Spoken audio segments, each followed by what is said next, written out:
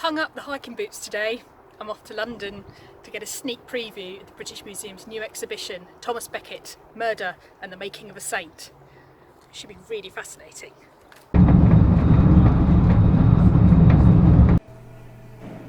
Thomas Becket was dramatically murdered in Canterbury Cathedral in 1170 by 4 knights with close ties to King Henry II. The two men became engaged in a bitter dispute that culminated in his violent and public death, an event that sent shockwaves across Europe and brought about some of the most famous pilgrimage routes in Britain. This exhibition examines Becket's journey from a merchant's son to an archbishop, and from a revered saint to a traitor in the eyes of Henry VIII more than 350 years later.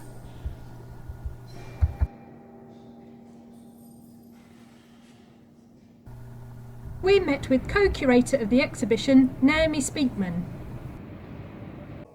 What is it about Becket that still inspires people today? I think Thomas Becket's story is such an enduring one because of several things. Of course, the shocking circumstances of his murder, but I think also because Becket is a truly human character as well. We know so much about his personality, about his life. We also know that he was quite different as a person until he became Archbishop. He was known for living this very worldly, secular life. So I think that change of heart and change of conscience, and then what he came to die for, is something that we can all admire and understand. Then I think the other part of that is the incredible reputation he gained very quickly in the Middle Ages, which has endured to this day, which is his role as a rebel and as someone who stands up against authority. And we know even in the Middle Ages he was associated with political rebels as well as religious rebels.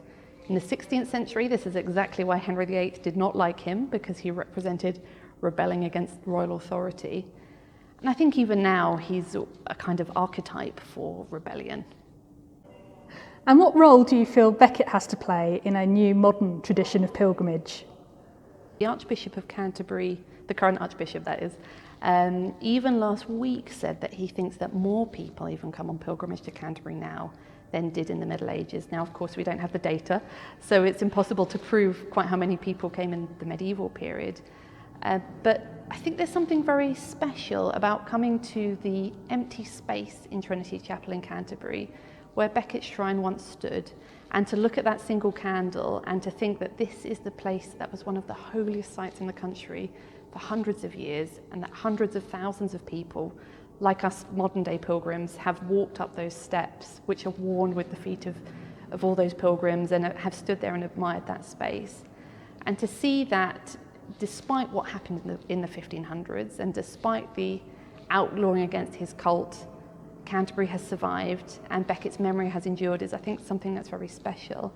And then thinking particularly, I guess, about 2021, I think Becket's story really resonates with us and also resonates with the concept of pilgrimage, because the reason medieval pilgrims went to Canterbury was to seek healing. And I think in this COVID period, the idea of seeking healing in a difficult time is something we can all appreciate.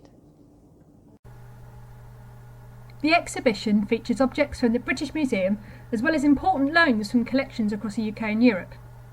You can get up close to the man, the murder and the legend through an incredible array of objects. From illuminated manuscripts, some of which include eyewitness accounts of the murder, to jewellery and sacred reliquaries. You'll even find an entire medieval stained glass window on loan for the first time from Canterbury Cathedral. It's one of 12 in a series that show how St Thomas intervened in the lives of ordinary people.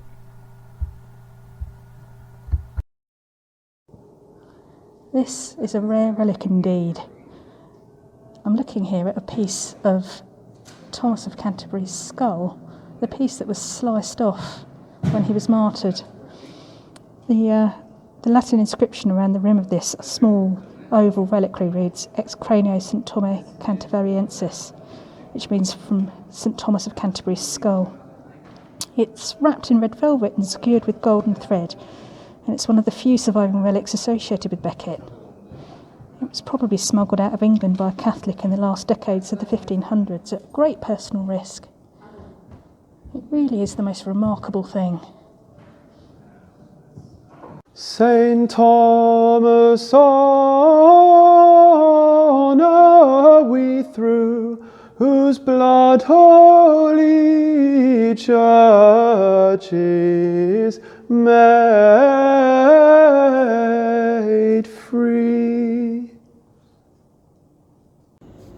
Well, I love the way that it starts off with all these simple, plain objects, with the family heirlooms, and the where he started in Cheapside in London, and he named himself Thomas of London, Thomas the Chancellor. And as he rose up the ranks, and as you go through the exhibition, the objects get more and more exquisite, and more incredible and divine and extraordinary, and then it kind of reaches the zenith in the miracle windows and these amazing ivory and gold and silver cups, and then the final exhibit of all is just this tiny bit of skull, and it's almost like that's even more plain, it's even more essential and material than the beginning, and with all their plain objects, and it's just that skull hits you so hard. It's a kind of perfect narrative of an exhibition.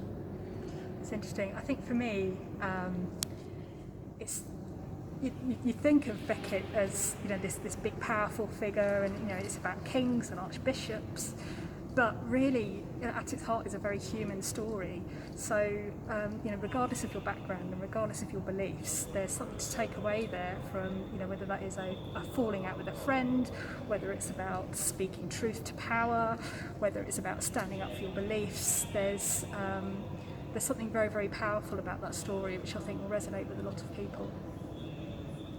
You can visit the Thomas Becket Murder and Making of a Saint exhibition at the British Museum between the 20th of May and the 22nd of August, and you can join me for a guided pilgrimage to Canterbury Cathedral on the 22nd of May and the 24th of July. Just go to britishpilgrimage.org for details.